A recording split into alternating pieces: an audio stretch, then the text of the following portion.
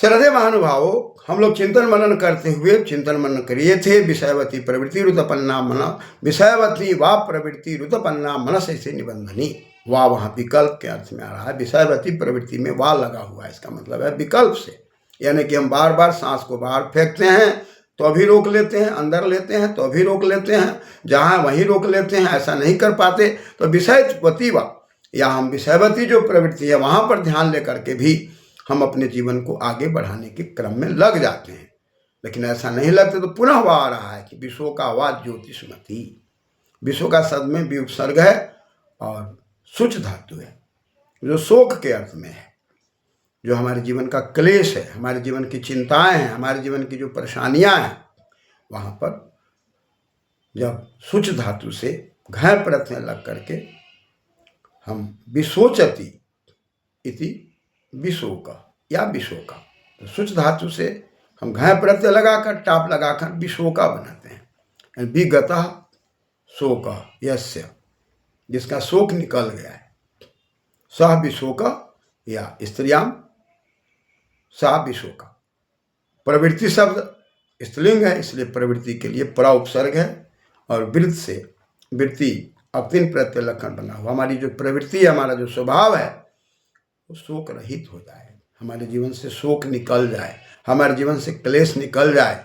अविद्या अस्मिता राग द्वेष अभिनिवेशा पंच क्लेशा, हमारे आपके जीवन के अंदर ये 5 क्लेश की बातें आती है, जिसमें अविद्या महत्वपूर्ण। अविद्या क्षत्रम उतरेशाम प्रसुप्त अनुविच्छिन्न उदाहरण। हर व्यक्ति के जीवन में अविद्या जो है वो क्षेत्र के रूप में है, वह निवास के रूप में है, वह हमारे आप में फैला हुआ, उसको हटाने की जरूरी पड़ती है। तब हम विशोका व ज्योतिषमती होते हैं। तो बार बार सांस को फेंकने से, रोकने से भी हम आगे बढ़ते हैं। उसके बाद विषयवती को समझ करके मन को रोकते हैं तो भी आगे बढ़ते हैं। और विशोका व ज्योतिषमती में ज्योतिष पर यदि हम विचार करते हैं, ज्योतिषमती पर विचार करते हैं, तो वहाँ पर द्युत धातु है, जो दीप्तो दीप्ति के अर्थ में है, और वहाँ पर दकार का जकार आदेश हो गया है और उसमें गुण होकर के यू को यो होकर के और दकार को जकार होकर जो बन गया है, और ईसुन प्रत्यय लगकर ज्योतिष शब्द बना है। और तदस्यास तस्मिन इति मतुप से मतुप प्रत्यय लग करके पुनः टिड्ढाने से निप प्रत्यय लग करके ज्योतिषमती शब्द बना हुआ है। यानी कि हमारे आपके जीवन के अंदर जो दीप्ति है, तेज है, खान पान रहन सहन के कारण जो हमारा स्वास्थ्य बढ़िया है, ये दीप्ति है। और प्रकृति के अंदर भी परमात्मा की व्यवस्था में ज्योतिषमती की व्यवस्था है, जो उसी ज्योतिषमती से ज्योतिष शब्द है, और ज्योति में ज्ञान का विवेक उद्भव होता है। और ज्योतिष के बारे में, तारों के बारे में, सूर्य के बारे में, नक्षत्र के बारे में, चंद्रमा के बारे में, ये ज्योतिमयी है, प्रकाशमयी है। प्रकाशते प्रकाश, जो सारे संसार को प्रकाशित कर रहे हैं, इनका जब हम चिंतन मनन करते हैं तो ज्योतिर्मय जीवन होता है। वहाँ पर शोक रहित घर परिवार समाज के शोकों का परित्याग करके पुनः पुनः बार बार प्राणायाम का अभ्यास करके विषयवती से ऊपर उठ करके हम ज्योतिषमती में आते हैं। जब ज्योतिषमती और विषयवती दोनों पर चिंतन मनन करते हैं, और तब हम विषयवती में अस्मिता को देखते हैं। अस्मि से अस्मिता शब्द बना हुआ है। मैं कहाँ हूँ, मैं कौन हूँ, मेरा क्या उद्देश्य है, अपने आप को समझना, अपने आप को जानना, आत्मा क्या है, परमात्मा क्या है, जीव क्या है, जीवन क्या है, आखिर जन्म क्यों लिए। इन तमाम चीज़ों को जब हम समझने लगते हैं तो हमारे जीवन में एक प्रकाश बिंदु सामने आता है, जो आँखों को बंद करने के बाद सूर्य के प्रकाश, चंद्रमा के प्रकाश, नक्षत्रों के दीप्ति से हम अपने जीवन को दीप्त करने लग जाते हैं। तो ऐसा क्यों होता है? क्योंकि हमारा मन जो है ज्योतियों का ज्योति है। इसलिए वेद मंत्र में कहा, यजाग्रतो दूरमुदयति दैवं तदु सुप्तस्य तथैवैति दूरंगमं ज्योतिषां ज्योतिरेकं तन्मे मनः शिव संकल्पमस्तु। इस शिव संकल्प मंत्र में साफ साफ कहा गया है कि यद जागृतः, जागृत अवस्था में हमारा आपका जो मन है ये दूर जाता है। हम कक्षा में कोई बात कर रहे हैं, पढ़ रहे हैं, लिख रहे हैं, तो वहाँ से मन हमारा हट करके समाज में चला जाता है, घर में चला जाता है, बाजार में चला जाता है। सोने के बाद भी मन शांत नहीं रहता, ये भी स्वप्न अवस्था में भागता रहता है।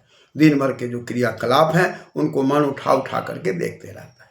हम वहाँ सोने का प्रयास करते हैं, बुद्धि के नजदीक जाते हैं, आत्मा के नजदीक जाते हैं, लेकिन मन अपने क्रियाकलाप में लगा रहता है। यह जागृता दूरम उतेति, दूर चला जाता है। तथा एवं एति, वैसे ही जाता है सोने की अवस्था में। इसलिए कहा कि यह जागृता दूर मुदयति दैवं तदु सुप्तस्य, सोने के समय में भी। लेकिन यह मन साधारण मन नहीं है। इसी मन से बड़े बड़े वैज्ञानिक होते हैं, इसी मन से विद्वान होते हैं, इसी मन से चिंतनशील होते हैं, इसी मन को संयमित करके व्यक्ति वेद आदि शास्त्रों को समझते हैं, इसी मन को संयमित करके घर परिवार को बढ़िया से चलाने की कला सीखते हैं, देश संसार में जीवन जीने की कला सीखते हैं, या वह प्रशासनिक व्यवस्था को संभाल पाते हैं। मन से ही सब कुछ होता है।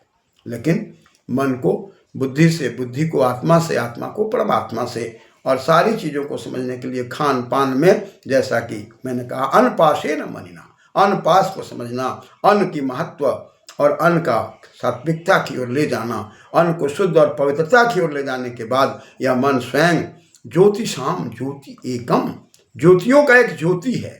ये मन के ज्योति को समझ लेना, अपने जीवन को पवित्र कर लेना। इसलिए मन को सूर्य के प्रकाश की ओर ले जाना, चंद्रमा की ओर ले जाना, अपने जीवन को ह्रास से बचाना और अपने जीवन को विकास की ओर ले जाना और ज्योतिषमती बनाना। और ज्योतिषमती बनाने में अस्मिता को समझना, विषयवती को समझना, विषय से कैसे ऊपर उठा जाता है, विषय का किस प्रकार संयम किया जाता है, और उस प्रवृत्ति से बचा करके ही हम अपने न्याय की व्यवस्था में, संबंधों की व्यवस्था में मान सम्मान को पाते हैं। हमारा स्तर धीरे धीरे क्रमशः ऊपर उठता चला जाता है। परिणाम, हमारा स्तर जितना ऊंचा उठता है उतना ही पद का भी महत्व और गरिमा बढ़ती चली जाती है।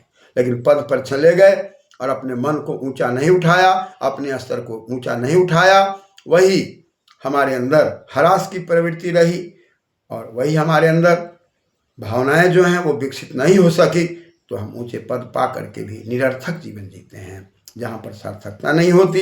अंत में कलह कलेश से हम घिर जाते हैं और ऊंचे पद पर जा करके भी हम निम्न की ओर जाते हैं। इसके अंदर कहा कि भाई कई कवियों ने इस पर कई प्रकार से हमें और आपको समझाने का प्रयास किया।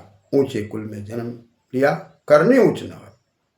हम ऊंचे से ऊंचे कुल खानदान को प्राप्त करके, ऊंचे से ऊंचे विद्वानों के पुत्र और पुत्री बन करके, समझदार व्यक्ति के पुत्र और पुत्री बन के, अच्छे ऊंचे स्तर के लोगों के पुत्र और पुत्री बन करके भी हम अपने जीवन को विकसित नहीं कर पाते। इसलिए विशोका व ज्योतिषमती, इसलिए विशोक को समझना है और ज्योतिष को समझना है। अपने जीवन के प्रकाश को समझना है, तीव्रता को समझना है, अस्मिता मैं कौन हूँ, कहाँ से आया, और जन्म जन्मांतर को समझने के बाद व्यक्ति का व्यक्तित्व क्रमशः साधना की दुनिया में जा करके वह अपने आप को अस्थायी की ओर जाता है। इसलिए मन ज्योतियों का ज्योति है, इसको समझने की आवश्यकता है, इसको विश्रामित करने की आवश्यकता नहीं है, मन को तीव्र बनाने की आवश्यकता है। तीव्र संवेगा नामासन्ना, इसको तीव्र दृष्टि लेकर के चलना है, ईश्वर में समर्पण की भावना रखना है। इसलिए कहा तीव्र संवेगा नामासन्ना मृदु मध्यादि मात्रत्वात्, हम मृदु की मात्रा में, मध्य की मात्रा में, अधिमात्र की मात्रा को समझ करके और तीव्र संवेग के साथ मन को एकाग्र करते हैं, चिंतन मनन करते हैं, हमारे जीवन में प्रकाश और दीप्ति की चीज़ें आ जाती हैं। तब ऐसी परिस्थिति में व्यक्ति अपने आप को, वृत्तियों को समझ लेता है। वृत्तया पंचतया, जो 5 वृत्तियाँ का बात कही गई है, प्रमाण विपर्य विकल्प निद्रा स्मृतया, निद्रा से और वृत्ति के अंदर प्रमाण से, प्रमाण विपर्य उल्टा ज्ञान से, और सीधे साधे सही शास्त्रों के ज्ञान से, बिना पढ़े, बिना लिखे, बिना समझे निर्णय लेने की जो ज्ञान है वो उल्टा ज्ञान है।